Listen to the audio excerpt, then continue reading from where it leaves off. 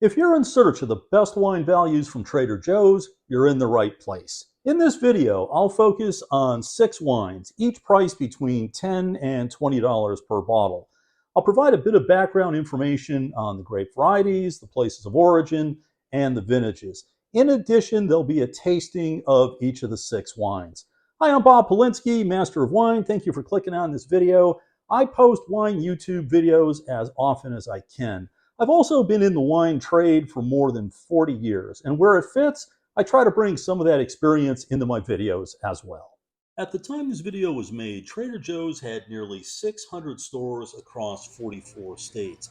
If you're a shopper of Trader Joe's, you know that much of what they sell across the store is under their own company labels. The same holds true for wine.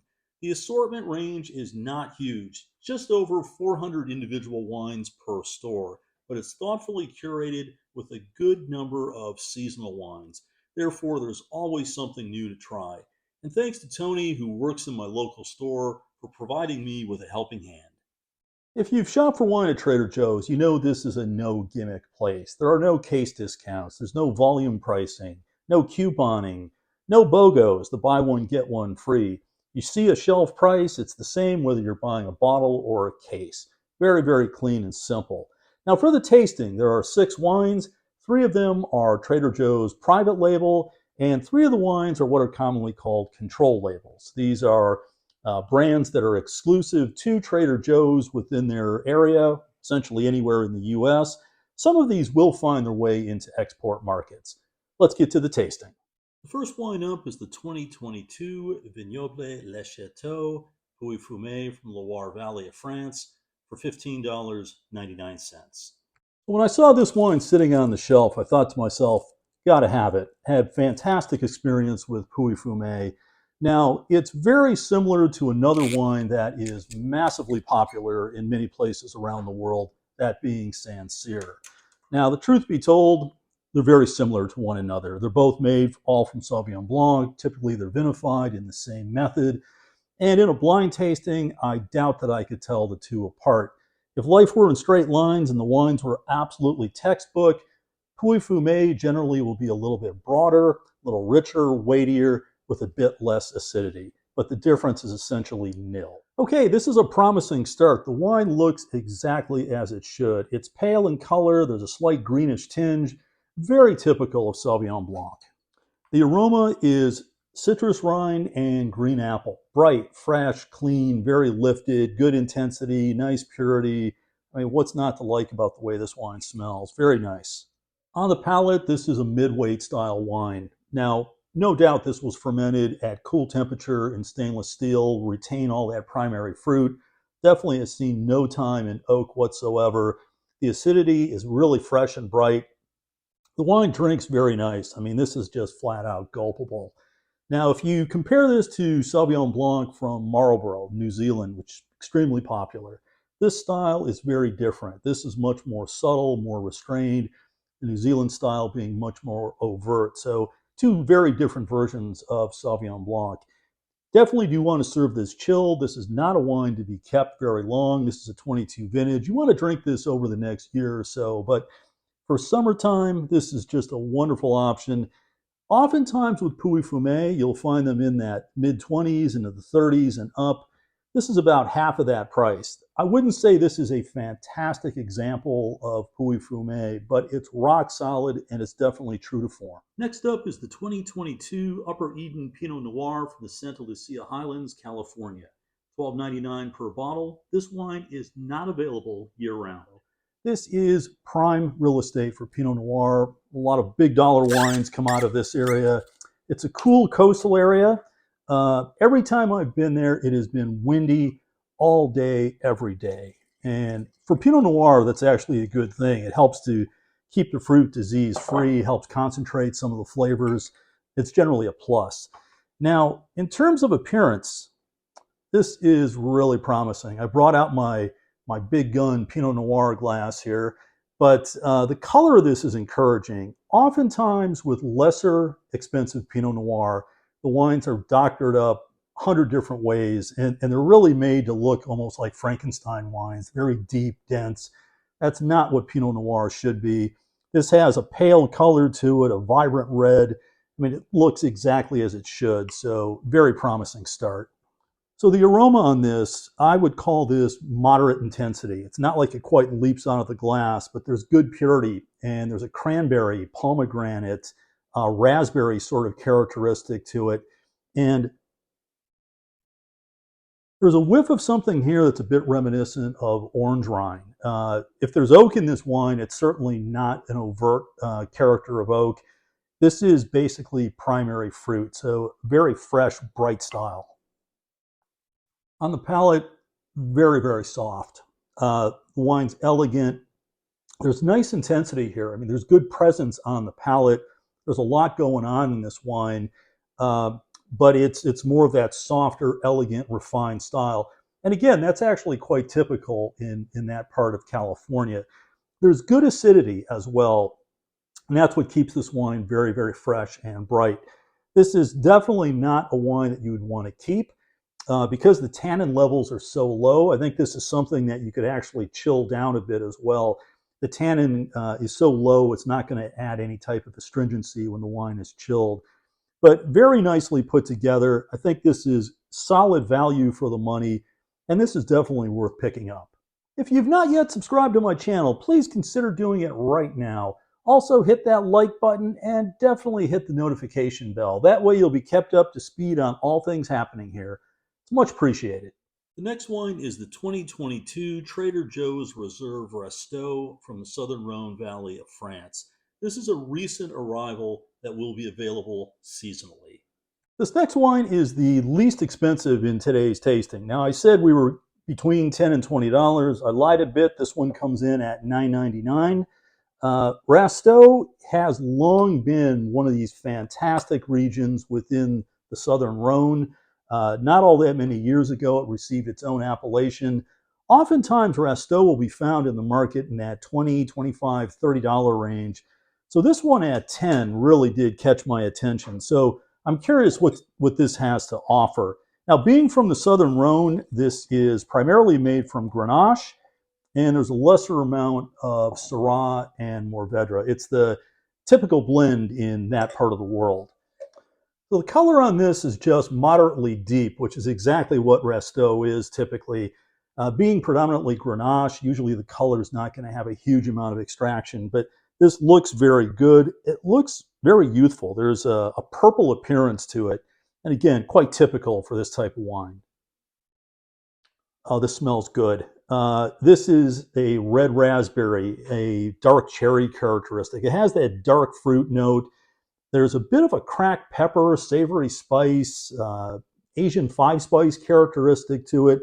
Smells really good. And I've got a feeling that this wine's actually going to open up with a little bit of aeration as well. Now, Resto is down in that southern part of the Rhone. It's not all that far from a place like Châteauneuf-du-Pape. It's only about a 20-minute drive away. Oftentimes, there's a comparison with a nearby area called Sablé. And Resto is more of this rustic, hearty, big, bold style. Neighboring Sablé is much more of a softer, rounder style. So it's interesting you compare the two in very close proximity, and the wines are essentially made from the same grape varieties, but stylistically, they're really quite different than one another. For the money, what's not to love in this wine? There's good substance here. It's full, it's very hearty, big fruit characteristics. I mean, it just exudes fruit character to no end, with some of that spice character. No overt oak on the wine. There's a bit of tannin here, but it's ripe tannin. It's not angular. It's not coarse tannin. Very good structure of this wine. If you're a fan of wines from the southern Rhone, those that have that hearty, spicy, full characteristic to it, I think you'll be very pleased with this. My understanding is this is a new addition at Trader Joe's. I'm not sure how long this is going to be around, but for the money, this is really rock solid. I'm going back to buy some for myself. The fourth wine is the 2021 Trader Joe's Grand Reserve Shiraz lot number 109 from the Barossa Valley, Australia, $12.99. Barossa is one of the prime growing regions within Australia. It's not all that far from Adelaide. Primarily what you'll find there is Shiraz, other places of the world commonly called Syrah. But this is prime real estate for some of the best wines from that part of the world. Now, Shiraz, unfortunately, in many places outside of Australia, it doesn't have a huge demand, and it's really a shame because within Australia, there's good demand for it. In some of the Southeast Asian countries, it sells very well. But because of that, because it's a bit out of fashion in many places around the world, it does represent some of the greatest values that you can find. Now, this one is the 2021 vintage, which is a superb vintage for Barossa. The color of this, that is tremendous. I mean, very deep. It's not quite opaque at the core, but there's some excellent extraction. Keep in mind that this being from Shiraz, these are very tiny berries. And with that, the grape skin to juice ratio is very high. There's a lot of material there for extraction. This smells great. There's a dark fruit character, roasted coffee, a cracked pepper note. That pepper characteristic is very common with Shiraz. Smells wonderful. I mean, this smells exactly as it should. On the palate, it's very ripe, full, quite robust, very typical of wines from Barossa. Even though they have weight and a good level of extraction, they're very soft. And this wine has great length to it, and it is soft. I mean, all of it really comes together in a fine way. You know, I would imagine this is probably not one of the best sellers out of Trader Joe's, and people that are in the know will pick this up and get a lot of enjoyment out of it. But for me, when I lived in Australia, this was one of my go-to places. Barossa just had an amazing range of wines. This one's rock solid. Next up is the 2021 Trader Joe's Platinum Reserve Red Blend, Lot 110 from the Cachapoal Valley of Chile, $14.99. So this wine has an interesting story. It's made from traditional Bordeaux grape varieties, except for one. There's one outlier, that being Syrah. But all of the grape varieties connected to this wine are tiny. They're thick skins, high skin to juice ratio. I would expect this wine to have a good level of extraction. The cork, this is a bit of an interesting twist. Cederal. This is a premium bottling from, it's a premium bottling from San Pedro. Now, San Pedro is not one of the ultra premium producers from Chile, but this is more of their upper range. So interesting little twist there. The color of this looks rock solid. I mean, there is good solid extraction. Very deep in color. Good extension to the edge of the glass as well. The aroma, the good purity. And it has that black fruit, the cassis characteristic. As is telltale in many Chilean Cabernet Bordeaux blends, there is a dried herbal characteristic. And this also has a pretty good hint of pyrazine, which is just a naturally occurring compound that you find in a number of grape varieties, certainly those from Bordeaux origin. But it has a characteristic that's a bit reminiscent of capsicum or bell pepper. And a little bit of that adds some interesting nuance to the wine. Too much of it, and I think oftentimes it can be quite off-putting, but there's a bit of it in this wine. This is quite a big boy. It's hearty, it's deep, dense. There's a lot of character in this wine. Good smack of oak here as well. So this wine definitely has spent some time in wood barrels. Very nice, good extended length to it. Another telltale sign with this type of wine from Chile is the tannins. And the tannins almost have a bit of a dusty character on the back palate. They're ripe, they're well integrated, but they're really quite evident. I would think this wine would develop with some time, with some aeration. Also, if the wine rested for a couple of years, I think it actually would develop into something better. This is kind of a cool glass of wine. I'm curious to see how this shows later tonight. Now, the next wine is the 2022 Alt-Lot Cabernet Sauvignon from Oak Knoll, Napa Valley, California, $19.99. This is the most expensive wine in today's video. Oak Knoll is located just a bit north of the town of Napa.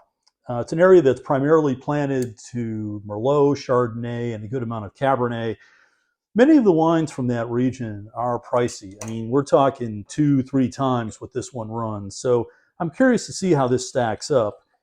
I don't know the exact blend on this wine, but looking at previous vintages, it looks like it's around 90% or so Cabernet Sauvignon, with the rest being Merlot.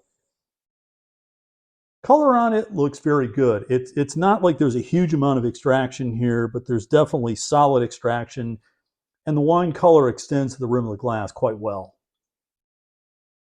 Nice aromatics. It smells like blueberry and a bit like espresso. There's also that smoky oak characteristic to it. Yeah, plenty of volume on the palate, very weighty, round. That dark fruit character is all there. Good amount of smoky oak. The tannins are evident, but they're rather soft. They're mature tannins. They're not angular. They're not sharp in any way. Uh, I don't think this is a wine that you'd want to keep for an extended period of time. A couple of years, I think probably would do just fine. Beyond that, I really don't see the upside of it. I'm curious to see how this does a little later tonight with some aeration. But a very smooth, soft, round style. Now, comparing this to the previous wine, the one from Chile, bigger, denser, more tannin, a little more structure to it. This one's softer, more accessible. So it's really just a matter of whatever your taste preference is. I think they're actually both quite good. This is another nice bottle of wine. It's been a good lineup in today's video. Over the last year or so, I've done a few videos on the wines from Trader Joe's. I think today's lineup is definitely the best to date. I've gone back to revisit the LeCheteau. I think this wine is really drinking well for the money. But the truth is, the entire range today was really quite solid. If you have any comments about wines from Trader Joe's, please post it down below. I do my very best to follow up on each and every one. I hope you're drinking something interesting tonight. I think I'm doing okay, and please stop back again before too long. Cheers.